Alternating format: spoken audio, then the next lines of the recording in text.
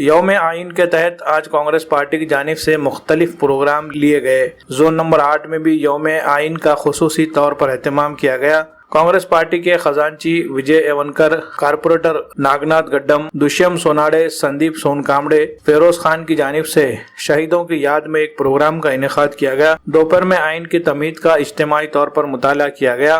आइन के तहफ़्फ़ुज़ के लिए हर मुमकिन कोशिश का अज़्म किया गया। वहीं दूसरी तरफ 26/11 मुंबई में हुए दहशतगर्दाना हमले में अपनी जानों की कुर्बानी देने वाले शहीद पुलिस अफसरान को भी याद किया गया। उनकी याद में शाम के वक्त सभी लोगों ने मोमबत्तियां जलाई, उनकी तस्वीरों पर फूल बरसाकर उन्हें खिराज अकीदत पेश किया गया। इस मौके पर साबिक रियासती वजीर DP सावंत, साबिक मेयर मोहिनी विजय एवनकर, स्टैंडिंग कमेटी के चेयरमैन वीरेंद्र सिंह गाड़ीवाले, नीलेश पावड़े, अमित सिंह तेहरा समेत कांग्रेस के अहदेदारान और कारकुनान मौजूद थे।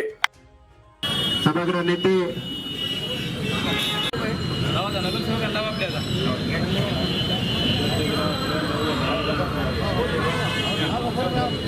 या भागातील आमचे मित्र गाजी साहेब,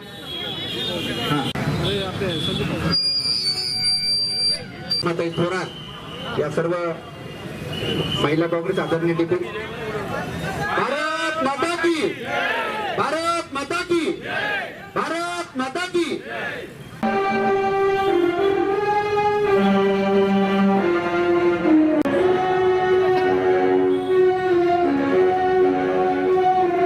वेळेस इथे 2 वाजण्याचे नाही तरी सर्वांनी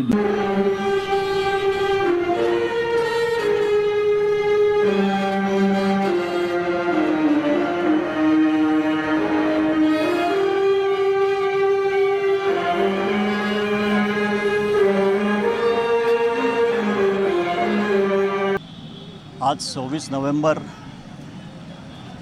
1949 रोजी भारताचं संविधान डॉक्टर बाबासाहेब आंबेडकरांनी देशाच्या राष्ट्रपतींना बहाल केलं आणि 1947ला जरी देश स्वतंत्र झाला असला तरी देशाला दिशा देण्याचं काम हे 1949 26 नोव्हेंबर रोजी डॉक्टर बाबासाहेब आंबेडकरांनी केलं आणि म्हणून आज संविधान दिन आपण साजरा करतो आहोत। भारत देश हा 18 पगड जातीने अनेक धर्माने सजलेला हा देश आहे आणि या सगळ्यांना एकत्र ठेवण्याचं काम कोणी करत असेल तर भारताचं संविधान करतं आहे आणि म्हणून या संविधान दिन साजरा करण्याचं काम आज काँग्रेस पक्षाने देशभरात केलं आहे। त्याचबरोबर या संविधान दिनासोबतच ऑल इंडिया काँग्रेस कमिटीने जनजागरण अभियान संपूर्ण देशात चालू केलेलं आहे आणि त्या निमित्ताने भाजप सरकारच्या काळात गेल्या 7 वर्षांची प्रचंड महागाई झालेली आहे।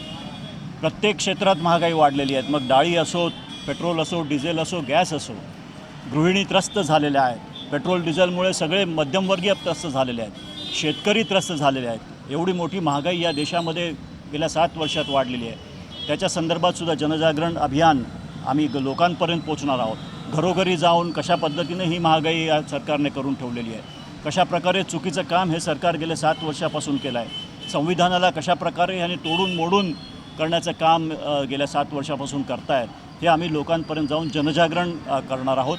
आणि त्या निमित्ताने आज 26 नोव्हेंबर रोजी आज इथं कार्यक्रम आम्ही घेतला। हाच कार्यक्रम पुढे चालू राहील आणि येत्या 30 तारखेपर्यंत जनजागरण अभियानसुद्धा या निमित्ताने चालू राहील।